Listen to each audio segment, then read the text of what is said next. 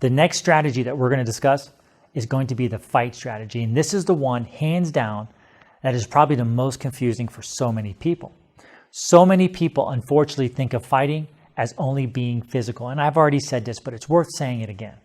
In a crisis, in a public school, everybody fights. Everyone who's there is fighting. And you can fight by hiding, which is a form of fighting. Barricade is a form of fighting. Running is a form of fighting. Surviving is a form of fighting.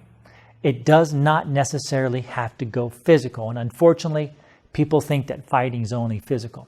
Now, there is some information and pamphlets that go out. And many people are suggesting things, something like this. Only fight as a last resort. And I say no. You fight as the first resort.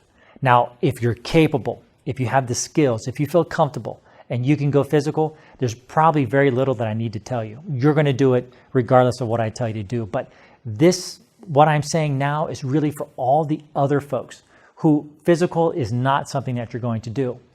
But because we know that fighting takes so many different forms, that it's hiding, barricading, running, or surviving, that's a form of fighting. You fight as the very first thing you do. You fight to survive. Right? Because that's a form of fighting. So it's not the last thing you do. It's not the last resort.